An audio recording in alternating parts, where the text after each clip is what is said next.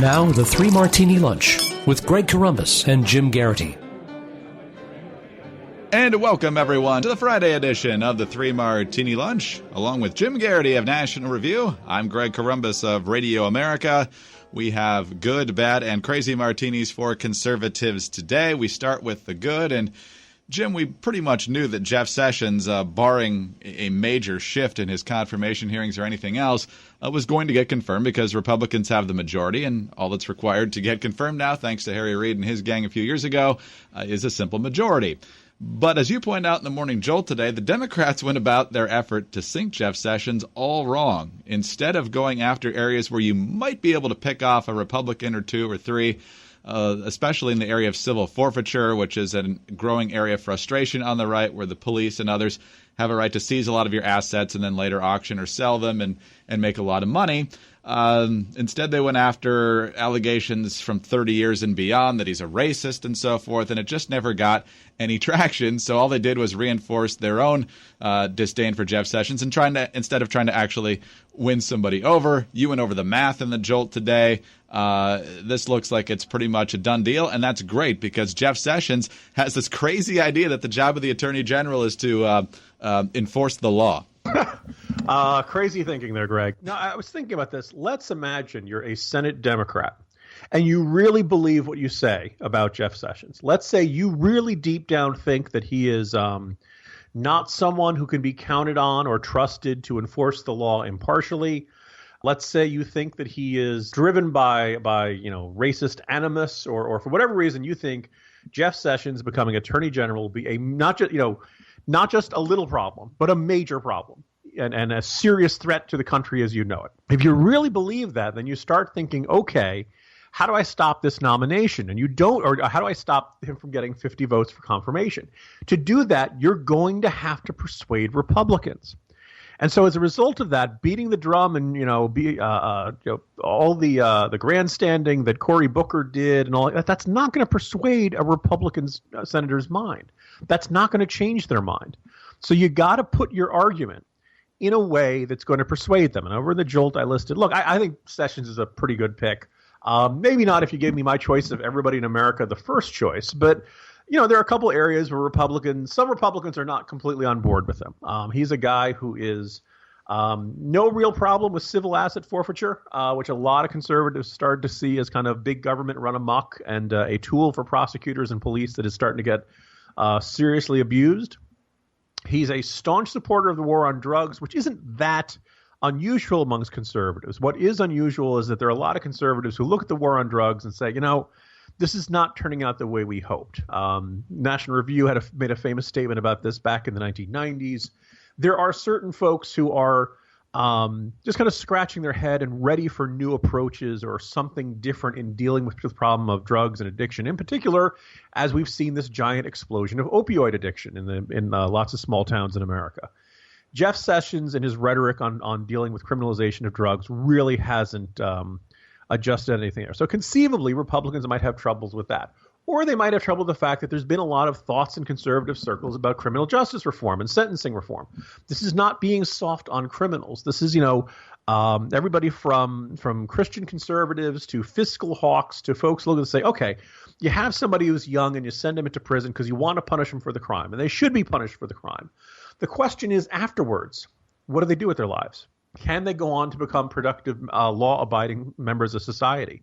Or do you set them up to fail, where they have this criminal record, they can't get a job, they don't have a support network, they don't have anybody to kind of help them when they're going through rough times in life, they go back onto drugs, all kinds of problems that come along with that. You don't have to be a squishy liberal to start asking the question of whether our criminal justice system is getting the results we want. And Jeff Sessions is very wary of this rethinking, blocked efforts on it last year. So there's three areas that if you're a Republican senator, maybe you're a little worried about Jeff Sessions. Did this come up in the hearings? Yeah, intermittently. It was hard to get any momentum going on those topics, Greg, because every 5 minutes somebody from Code Pink or Black Lives Matter had to stand up and start screaming. And, if you want to persuade Susan Collins, right, you want to persuade Lindsey Graham, right, you want to find some Republican senator who's not 100% on board with the Trump agenda and might have a little bit of wariness about Jeff Sessions. Dressing up like Klansmen And calling him racist isn't going to persuade them, because that seems them, that's the typical over-the-top, obnoxious, incoherent accusations they get from the left. And I remember sitting here thinking, like, deep down, this demonstrates that Democrats don't really think that Jeff Sessions is a threat to law enforcement. They don't really think that he is a threat to democracy, because if he was, they would take it seriously enough to try to persuade their colleagues, and they really didn't. Cory Booker wanted to tape a campaign ad for 2020. And deep down, and if that's it, then fine. Deep down, we know Cory Booker isn't that worried about Jeff Sessions, because if he'd try to persuade Democrats instead of try to showcase how great he is to Democratic primary voters in Iowa and New Hampshire for three and a half years from now. So the reason this is our good martini, Greg, is usually after something like this, and in past fights, thinking back to the Bush administration, you could find the Arlen Specters of the world saying, well, I don't know if I can vote for this. Oh, Olympia Snowe saying, oh, I'm deeply concerned. Greg, did you see any Republicans saying, I'm not sure if I'm going to vote for Sessions? Not a one. In fact, Susan Collins helped introduce him. Right. And, of course, Joe Manchin, the West Virginia Democrat, said he's on board with it. Joe Manchin, I think, is going to be Republicans' favorite senator for at least the next 2 years. And with that in mind, I think Sessions' confirmation is all very close to being a done deal. And it's being a done deal because Democrats can't put aside the desire to placate their base and to play to their base and to actually try to persuade people who think differently than them. And if they continue to do that, then the Republicans, and by extension, I think a decent number of conservatives, are going to have a lot of wins over the next couple of years. Yeah, could certainly be the case. And you mentioned Lindsey Graham. One of the first things Jeff Sessions did in his hearing was congratulate Clemson for beating Alabama. So I think that's pretty much a done deal. Man, he really wants that job. Talk about swallowing your pride. Yeah, exactly. Cory Booker is going to the extremes. I don't know if you've seen the clip of him in the confirmation hearing for Elaine Chao. He said it was an honor to speak to her, and he said he was upset with Mitch McConnell for not teaching him, as a single guy, how to marry way out of his league. Wow. Turned it on. I also believe I saw Booker was not opposed to Tillerson. That's correct. Which strikes me as weird. If Jeff Sessions is a threat to democracy and he's going to destroy the rule of law as we know it, and it's the end of everything. But the Exxon guy, yeah, it's cool. Never mind. All right, on to the bad martini now, and this could possibly be crazy as well. Jim, it's self-congratulatory awards season, not only in the entertainment industry, but also in the political industry. A lot of people last week were rolling their eyes when Ash Carter, who some people in the conservative Twitter think is really the president, gave a special meritorious service medal to President Obama when Obama gave his farewell speech to the troops. Yesterday was tribute day to Joe Biden at the White House, and the big surprise was that Joe Biden got the distinguished version of the Presidential Medal of Freedom that has normally gone out very rarely, but when it does, it goes to people like Mother Teresa and the Apollo 13 astronauts, so go figure out that inclusion for Joe Biden. Biden, of course, didn't see it coming. He was moved, and the media just ate it up like crazy. Here is the folks over at Grabian with their montage, just the first part of it, with the actual reading of the citation, with some classic Joe Biden quotes over the years sprinkled in. Vice President Joseph R. Biden, Jr. In a career of public service spanning nearly half a century, Vice President Joseph R. Biden, Jr. has left his mark on almost every part of our nation. I'm the vice president of the student body here. Isn't it a bitch? Fighting for a stronger middle class. To state the obvious, the past 6 years have been really, really hard for this country. A fairer judicial system. Probably shouldn't say this, but then again, I'm Joe Biden. They're going to put you all back in chains. And a smarter foreign policy. There's no reason the nation of Africa cannot join the ranks of the world's most prosperous nations. The nation of Africa has all the opportunities ahead of it. So, Jim, I think if he was the neighbor who worked at the hardware store down the street, he'd be pretty easy to get along with. I will always remember him for his chairman of the Judiciary Committee role in tanking Robert Bork, as well as trying to tank Clarence Thomas. So he can be just as nasty as any other politician when he wants to be. But this whole pat ourselves on the back as the Obama administration departs is getting a little bit ridiculous here. Greg, you describe him as the wacky neighbor of the Obama administration. And he's kind of Kramer. right? Like he just walks through the door and the audience applauds and laughs because they've just been so conditioned to think of something wacky and unexpected and bizarre and laugh-inducing from Joe Biden. That in fact, when the more serious Joe Biden gets, the more inclined you are to giggle. Just on the nature of members of an administration giving awards to other members of an administration.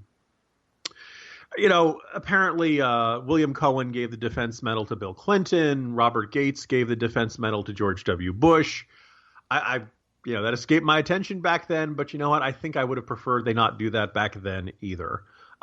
You're a president. You're going to get a lot of awards. You're going to get a lot of accolades. Your life is going to be terrific. Don't take the civilian award. Your commander-in-chief who comes with the job, there's got to be somebody else out there. Give it to the guy who's a civilian but who works really hard in the Pentagon cafeteria, right? Find somebody else because otherwise it comes to the person you appointed, the person you gave the job saying, great job, boss. And most of us outside that process are going to kind of roll our eyes and say it comes across as butt kissing or boot licking or something like that. And I just don't like that. And for, Obama giving the award to Biden, Biden is a guy who has been through some really awful tragedies in life.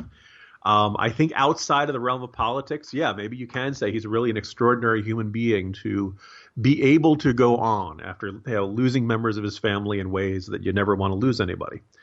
Does he rank up there with the Apollo 13 astronauts or Mother Teresa or any of these figures? I think it's very strongly debatable, and it just comes across, as I said, self-congratulatory. And here's the thing. If there was any message coming out of this past election, it's that people in the heartland, people in middle America flyover states are really tired of people in Washington talking about what a great job they're doing because they don't see it. They don't feel it. They don't think they're doing such a great job. So it just comes across as kind of affirming every bad stereotype about Washington being self-absorbed and smug and too proud of themselves and things like that. And I'm not surprised the Obama administration is closes on this note. I don't have enormously high hopes that the Trump administration will behave differently. But I just think people in office, when they're given when they're offered or named an exceptionally high award, that they should have the humility to say, there are other people who deserve this more than I do. I don't know if that means you actually decline it or whether you just kind of try to put it over. But it felt like, it's a good closing note, Greg, for an administration that basically got the Nobel Peace Prize on, 4 months into office. Right. Yeah, there's two reactions to this that I like, neither of which came from me. One that I've seen a lot this morning is that apparently the Presidential Medal of Freedom in the distinguished version is the ultimate participation trophy. The other one is from a coworker who said, you know who loves to give medals to each other? The Russians. If we're going to give Tillerson grief for getting that medal from Putin, Although there's another one you could turn it down. Exactly. I got to wash my hair that night, Mr. President. I'm out. Sorry. Oh, well, we started with confirmation hearings with Jeff Sessions and the good Martini. Let's end with confirmation hearings in the crazy Martini. Mike Pompeo is a congressman from Kansas, very well respected. He is the president-elect's choice to be the next director of the CIA. He had his confirmation hearing yesterday. There's a brand new senator from the state of California. It's so good to have Barbara Boxer gone, but Kamala Harris, formerly the Attorney General of California, does not appear to be shaping up to be any better. If you're thinking about all the different things that the CIA and the intelligence community have got to keep on top of, there's a long list of threats out there. But here's what Kamala Harris is interested in, and you got to love Mike Pompeo's response. CIA Director Brennan, who spent a 25-year career at the CIA as an analyst, a senior manager, and station chief in the field, has said that when, quote, CIA analysts look for deeper causes of rising instability in the world, one of the causes those CIA analysts see is the impact of climate change. Do you have any reason to doubt the assessment of these CIA analysts? Senator Harris, I haven't had a chance to read those materials with respect to climate change. I do know the agency's role there. Its role is to collect foreign intelligence, to understand threats to the world. That would certainly include threats from poor governance, regional instability, threats from all sources, and deliver that information to policymakers. And To the extent that changes in climatic activity are part of that foreign intelligence collection task, we will deliver that information to you all and to the president. See, Trump could take a big lesson from this, Jim, because Trump would have responded by probably saying, you're an idiot. That's the really polite diplomatic way of saying you're an idiot. Well, I was going to say there are a lot of ways. No one will ever nominate Jim Garrity to be director of the Central Intelligence Agency. But the day that happens, and I get that question from multi-term Senator Harris, you know what my response will be, Greg? What? Sure, why not? Will you read these reports saying global warming? Yeah, sure. Sure, I'll read them. No problem. Will you act on them? Yeah, sure. Senator Harris, whatever you want to hear from me, let's just pretend I said it and move on, okay? You know I don't really care about this. I know you really care about this. I know you're probably not going to vote for me anyway, but if you do, even if you vote for me, the first time I do something you don't like, you could turn around and denounce me. Everything we're doing here is kabuki theater. Fine, whatever, right? Basically, I would fold my arms and say, sure, whatever, to anything any senator said. Because wasn't there some other topic she brought up, Greg? Probably. What was it? It was the family leave policies for gay and lesbian employees. And you know what? Do I think gay and lesbian employees should have the same family? Yes, sure, whatever if they're really good at analyzing stuff, give them everything every other employee gets. Fine, whatever. I'm here to kill ISIS. Okay, I came here to chew some bubble gum and kill terrorists, and I'm all out of bubble gum. Okay, I don't want to get dragged into any of your social justice warrior topics. I don't think Angelina Jolie gets typecast. No, I don't. I did not see the Ghostbusters reboot. Any other topics setting social media afire? I don't care. I'm just here to protect Americans and gather intelligence on stuff. So yeah. So the fine whatever policy would be my course of action in all confirmation hearings. Oh, man. She went on then to ask if he had read specific reports from NASA talking about climate change and that sort of thing. And eventually the conversation ended like this. So I'm not clear. Do you believe that NASA's findings are debatable? So no, I have to tell you, I haven't spent enough time to tell you that I've looked at NASA's findings in particular. I can't give you any judgment about that today. Can you guarantee me that you will and will have a follow-up conversation on this? I'm happy to continue to talk about it. Yes, ma'am, of course. Jim, this reminds me of that credit card commercial where the couple has the date. At first they say we had a really nice time, and then they say, I'll call you. And actually, I'll send you a text in a couple of days, and be really vague about my level of interest. And the woman says, yeah, and it'll take me a couple of days to respond. And finally they say, we're never going to see each other again, are we? That's the political version of that. Yeah, I salute Director-designate Pompeo. It's very close to the Garrity find whatever approach. Will we talk about this again? Yeah, sure. Sure, we'll talk about it again. You'll probably get the same kind of answers you're getting from me now, but I will feign enthusiasm to discussing this with you further, Senator. Is NASA's findings debatable? Senator, people debate anything. Doesn't mean it's a good debate. Doesn't mean it's a valid debate. Doesn't mean that both sides are equally compelling or well articulated or anything like that. But yeah, people are going to debate it. But I will say whatever you want to hear me to say to get this part of the questioning over so we can get back to any topic that I actually care about, like killing terrorists and protecting Americans and stuff like that. Does any other senator have any questions on anything relating to actual intelligence work? Anyone at all? No? Okay, I guess we're done here. Thank you. Good night.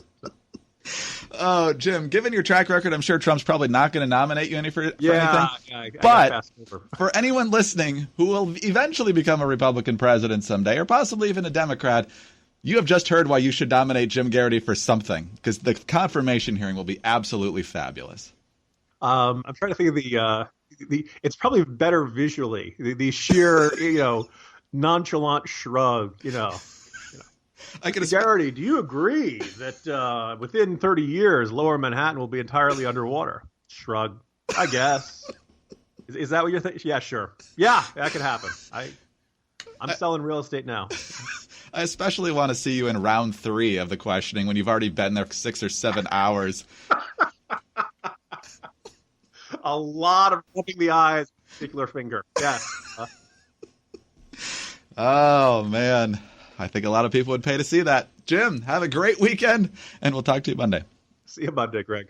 Jim Garrity of National Review. I'm Greg Columbus of Radio America. Thanks for being with us today, and be sure to tune in again on Monday for the next 3 Martini Lunch.